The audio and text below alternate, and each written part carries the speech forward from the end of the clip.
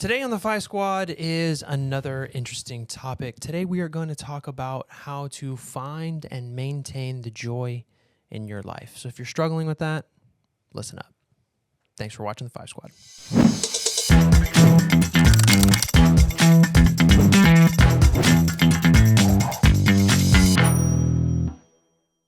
Hello, everybody, and welcome back to another episode of the Five Squad podcast. For those out there who do not know who we are, my name is Evan Andrews. I'm Haley Andrews. And we are your favorite husband and wife duo, talking about everything from family life to entrepreneurship, sprinkling a little bit of faith, family, and your friends. We're going to cover it here, not only in this episode, but all the past episodes and all of our future episodes. But today is kind of a joyous episode? A joyous episode. I would say kind of a spinoff to one of our past episodes about purpose. And this one is more centered and tailored around cultivating joy in our lives, right? So let's say we found our purpose, right? We know what we're doing. How do we keep up the joy momentum train? Finding joy in your journey. And when we're trying to figure it out. Before you start, don't you want to celebrate a small win before we talk about how to celebrate small wins? Yes. So I don't remember which past episode it was, I mentioned a statistic that I heard on another podcast, and it's something about only 1% of podcasts out there actually make it to episode 21. And this is our 21st episode. So I'm super proud of that. And I am super proud of the journey that we have been on to get here. Super proud of us. And super proud of what the future has for us. So we have technically made it into the 1% of podcasters. But we're not going to sit here and say that we're the shit yet, because we know that we're not. But we do appreciate everybody that has stuck with us so far and that continues to stick with us. We really appreciate it. But we're going to jump right into the topic of today. And again, that is cultivating joy. I think this is probably one of my, my I think favorite. you're gonna shine more in this episode because you have all of the. I put in a lot of work into this topic in my life. I think mine is more, I don't want to say instilled in me already, but I kind of know the things that bring me, but I think you're going to shine more in this episode. Yeah, I just think, especially with what I have in my background with my life coaches and things like that, this is just a practice that I really did not believe in. Mm-hmm. I thought it was so stupid in the beginning. So I really had to go through a journey to really understanding it. And so I think, it's really important to me. Yeah. I also think there's a difference between joy and happiness, and so it'll be important to share. Oh, for sure. Yeah. As we talk about. For sure. Well, I think not because it's in our planning notes or anything like that, but one thing that you definitely have kind of taught me, because I still struggle with it sometimes, but in finding and cultivating that joy,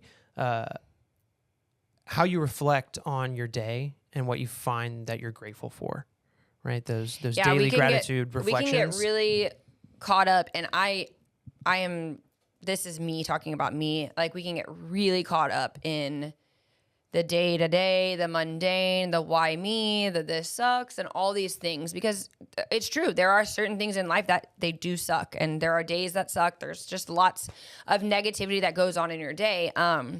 And in the beginning of my, personal development journey, it was an act of writing down at the beginning of the end of the day 5 things that I was grateful for, and it was hard. I was like, but it was because they all feels so surface level icky, and But then it started I realized when I brought you guys into it with me, we kind of started doing it at the dinner table or before bed. Yeah. And hearing the kids' perspectives of the things that they were grateful for made me realize that I was putting too much work into, or too much thought into the gratitude. You know what you should first think about being grateful for is you woke up. Mm-hmm. And sometimes when you focus as much of your mental energy as you can on somebody else didn't, it really shifts your purpose, and it shifts how you go about the day. Just like thinking like, wow, like I am so grateful that I was chosen to wake up today. Like, what am I going to do with these 24 hours that somebody else didn't get? And then you start picking this next little thing and this next little thing. And then we become conscious of the little things that actually do bring you the joy. And when you look for those, I mean, this is actually, you probably, I mean, people have probably heard of this term, but I really love it. But when you look for those glimmers, like a little sparkle, and you look for those little things that make you feel grateful, more of them come. Yeah. If you focus on the things that are negative, more of those will come too. Well, so you mentioned that, it started off with you at the end of the day writing down the things that you were grateful for, and then, how you instilled that at the dinner tables or before bed with the kids. But is there other ways that you have, like, I would maybe definitely call these more advanced ways Yep. of realizing Definitely. what you're grateful for and what brings you joy? I think I struggle with like constant negative thoughts. Like they're like intruding my brain on a regular basis, and which leads to, more negative patterns than bringing more. So like one thing that I've been doing recently that's actually really helped, and this is an internal and an external practice because I do it internally like all day, every day, but sharing it out loud too. Like when something negative is going on in my mind, I am like I'm taking a lot of effort to like stop in that thought or in that moment and find something that I'm grateful for. So for example, like, I don't know, I'm trying to think of something off the top of my head, but like if something bad is happening, in the moment, usually I'm telling you about it. I'm like, you know what, but as much as this sucks, I think I'm going to use co-parenting as an example right now. And this is not to throw anybody under the bus, but sometimes I like to think of like, as much as this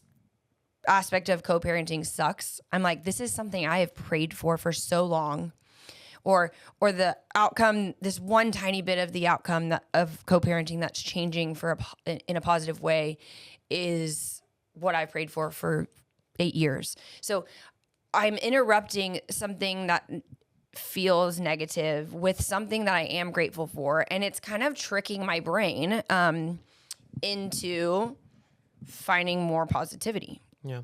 And more joy, even though not everything's joyous,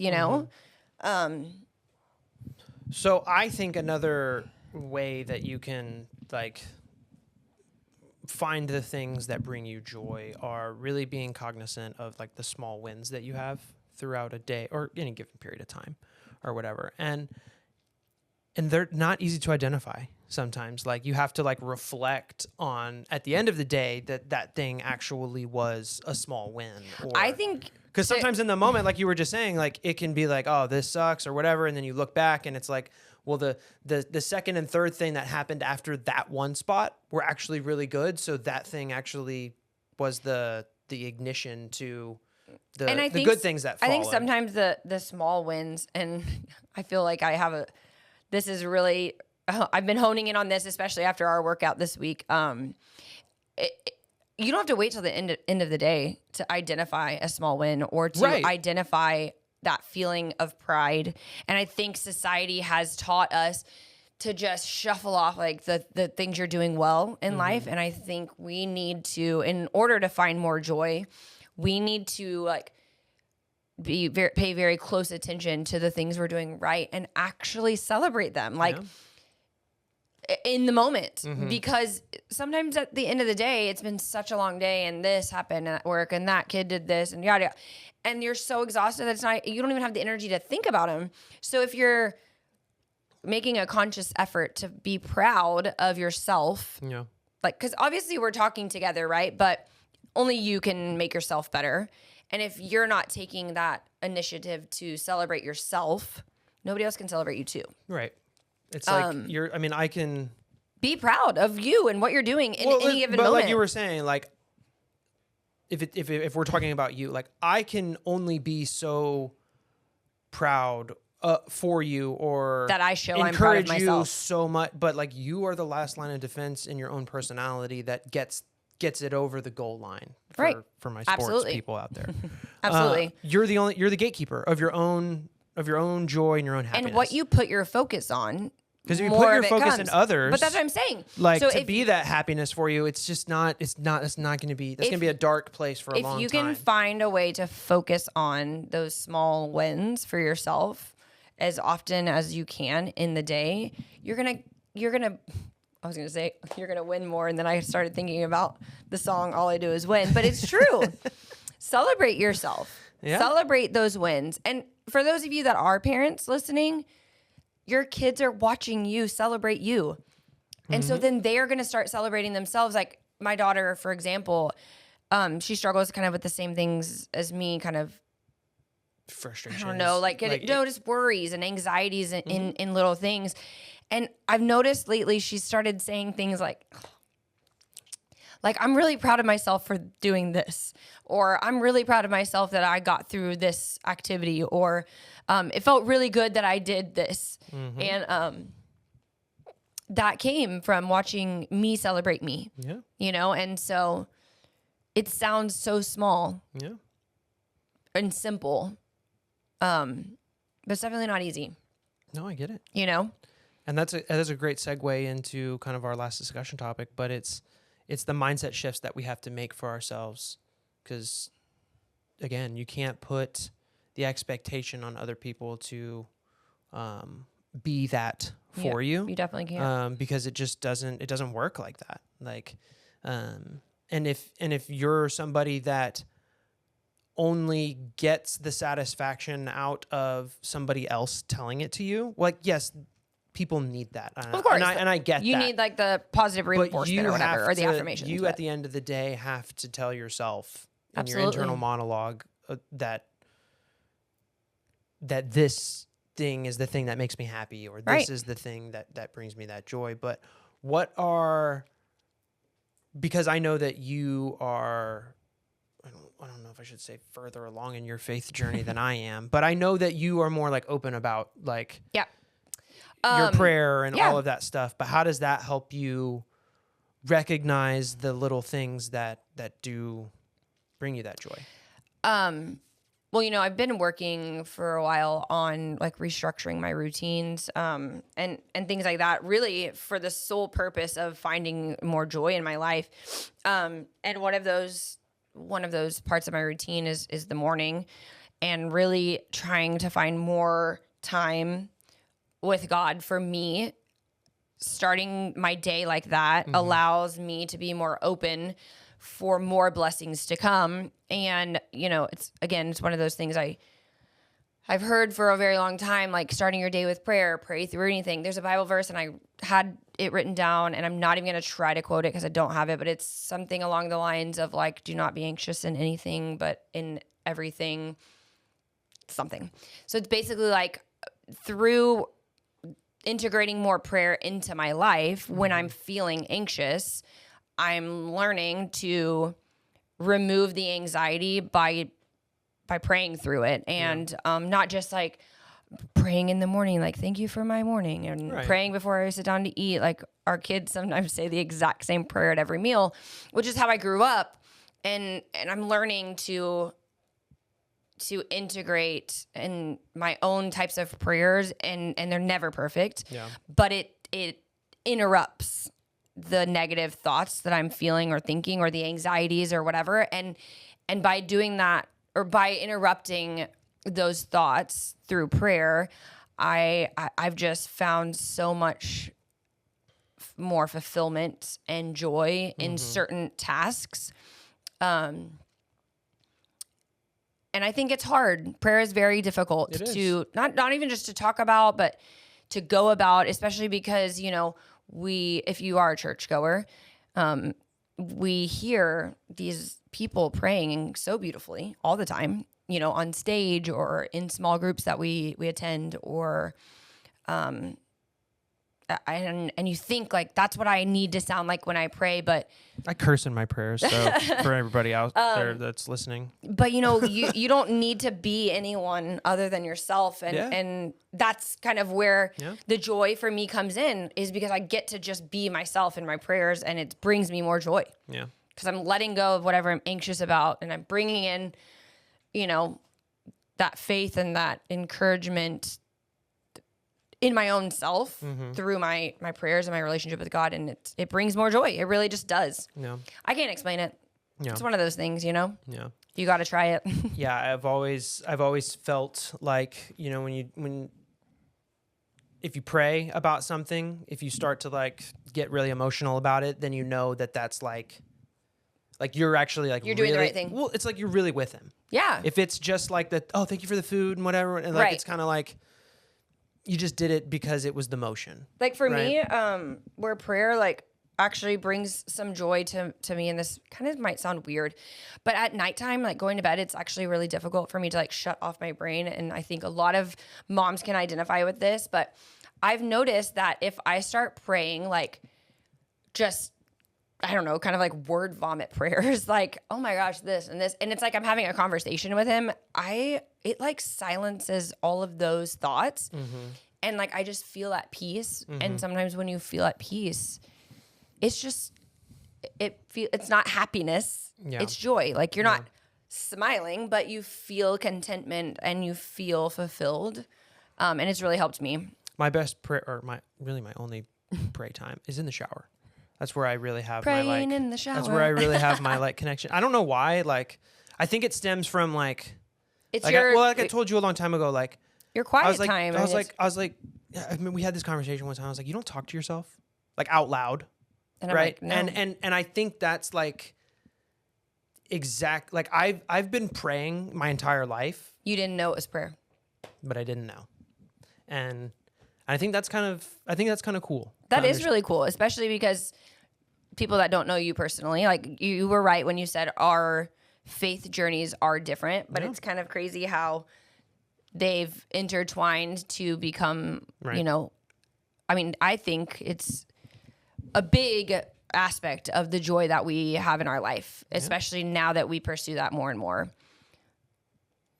You know? I love it. I love you. And I love you. And that brings us to the end of our So be grateful. 21st episode. Be grateful. Be grateful. Be proud of yourself and celebrate yourself. Find the small wins, and by doing those things, you will find what actually brings you joy. Yeah, you got to change some of those, shift those thoughts and shift your mindsets, but really pursuing that purposeful life, you have to figure out what can find you some type of joy. Because if you don't have put it any in somebody joy, else, and if you don't have joy in your journey, then your journey needs figure it out. Yeah. But again, end of the 21st episode, we are 1% podcasters. Woohoo! Now, this is assuming I release this and we get that far. Hopefully, our lives don't explode. But Technology works. yeah, our computers don't die. But thank you for anybody that has gotten this far with us. We appreciate everybody that has. We're super grateful. We right? are super We're practicing grateful, gratitude and I enjoy that. I enjoy it a lot. So even the haters out there, the negative commenters, we see you guys out there. We love it because you spike our algorithm kick there, and we love it so much. I will never fight with anybody in the comments. Sorry, babe. I know that sometimes I'm supposed to defend you at all the time, but don't worry about it. I just firmly believe that doesn't get us anywhere. So if you have made it this far, we appreciate you as always. If you didn't like this video, please make sure you do that now. Comment down below about what maybe brings you a little bit of joy. Yeah, share your joy in your journey with us. And make sure, if you haven't already, subscribe to the channel. Find us over on Spotify. You can subscribe over there as well and get caught up with all the episodes there if you cannot sit in front of the computer or on your phone and watch. But as always, we want you to remember that every day is a new chance to get it right, and that you should keep pushing forward and stay inspired. Thanks for watching the 5 Squad. See you next time.